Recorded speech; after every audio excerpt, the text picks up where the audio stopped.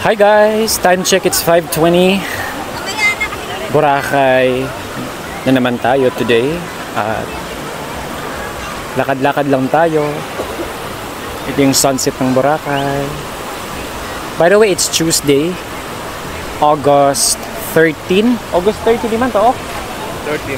Yeah. And it's still habagat season. If you guys can notice na medyo maalon, pero hindi naman ganun ka-hard yung alon. Minimal lang. Ano lang, parang hindi ka maiinitan or hindi ka pagpapawisan habang ikaw ay naglalakad dito sa White Beach ng Boracay Island. So yan yung peg dito ngayon. So ito yung Station 2, by the way. And then ito yung papunta ng Station 1. Kung makikita ninyo. So medyo hindi naman super crowded, kalat yung mga tao. And since ganito yung panahon natin, since it's habagat season dito sa isla, then marami kayong mapapansin na mga like kagaya nito, mga seaweeds or seagrasses. Ayan. Pero hindi naman siya as in super madami kasi kaya nagkakaroon, by the way, ng mga ganito, it is because pag high tide dito sa Boracay Island ng morning, every morning kasi yung high tide dito. So pag high tide dito, hanggang doon yung tubig, dyan sa may mga niyog yung tubig. So kapag naglo-low tide na siya ng afternoon, so naiiwan syempre yung mga seaweeds, yung mga seagrasses, and then may mangilan-ngilan na mga basura na makikita natin, such as mga cans, mga napkins and stuff. And gusto ko lang i-address na yung mga basura na yon is hindi po yun galing ng Boracay Island. Kasi natuto na po yung mga lokal dito sa Boracay Island na bawal magtapon ng mga basura kung saan-saan kasi baka mapa-close na naman, di ba? So yung mga nakikita ninyo or napapansin niyo ng mga basura dito sa may beachfront sometimes is ito yung mga basura na naaanod from the sea papunta dito. So kapag naglo-low tide siya, syempre naiiwan yung mga basura. Parang ganoon, para nasasala yung basura kapag naglo-low tide. Pero kapag kahit na may ganoon naman, nakukuha naman yan agad ng yung mga nakatoka dito na kumukuha ng mga basura, naglilinis ng beach. Like right now, konti lang yung basura ngayon, unlike few days ago nung vinlog ko to na super dami ng seaweeds. But right natin nyo, ganyan lang ang mga eksena. Kasi marami kasi mga nagrereklamo, lalong-lalo na yung mga Pinoy. Kailan mo naman kiyayaman, ang arte-arte. Kala mo naman ang sensitive ng mga skin. Marami namang alipunga, OA. Tayo talaga mga Pinoy yung OA. Pero hindi ko naman nilalahat. Kasi may mga mangilan-gilan din naman ng mga Pinoy na naiintindihan at nagre-research talaga. Nire-research talaga nila yung Boracay, kung kailan off-season, kung kailan ayong anong tawag dito? Peak season. And right now, the reason why medyo madaming kalat sa Boracay, it's because of the habagat season, the southwest monsoon currently here in Boracay na maglalast up until last week ng September, depende sa climate change, diba? So ayan na po, kung makikita ninyo ang kabuuan ng Boracay Island, Philippines. Ayan.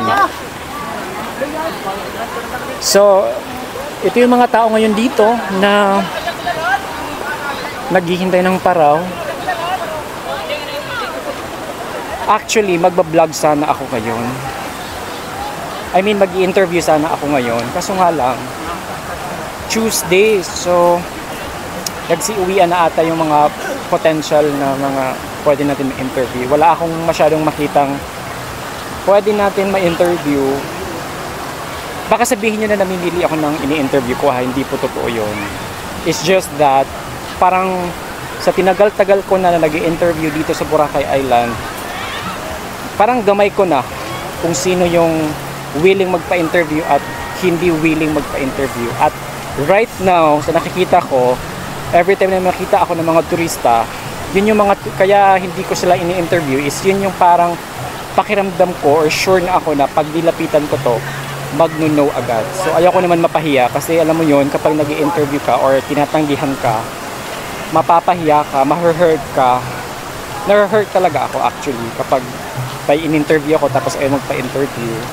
Although hindi naman as in super na-hurt talaga ako. Yung parang medyo may hurt ng konti. Then after, mawawala din naman.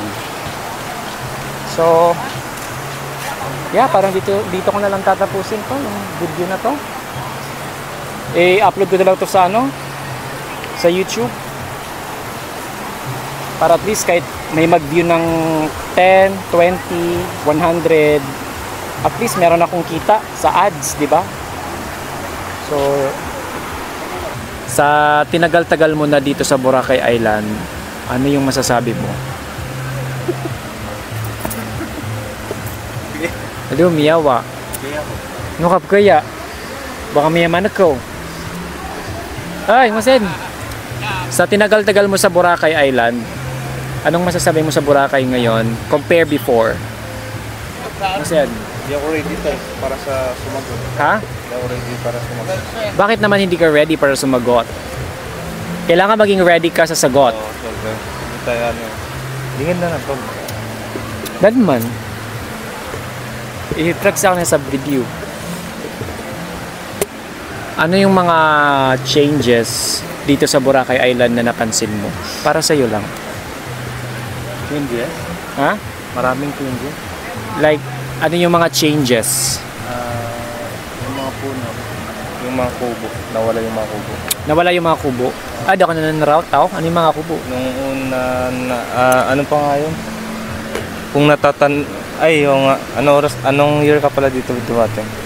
2020. Actually, pinaka-first ko dito sa Boracay. First ever visiting Boracay Island.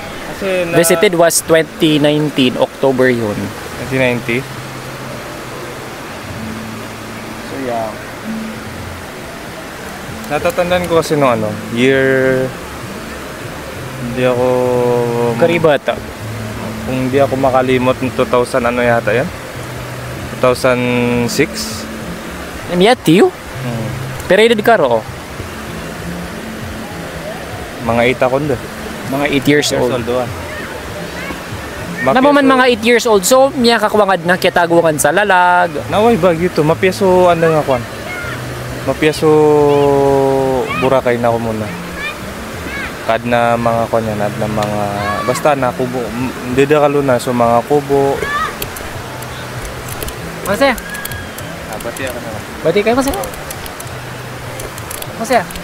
Ano? Antay ngaran kasi, pili ka sa video. Masaya. Antay ngaran nyo, mga wata sa Boracay. Antay mga ngaran nyo. Ang na. Nabas kayo tayo pa? Amro? Nabas ka sorry? Ari nga pa nun. Da. Ya, bang udah kaya pedakan. Hai kaman.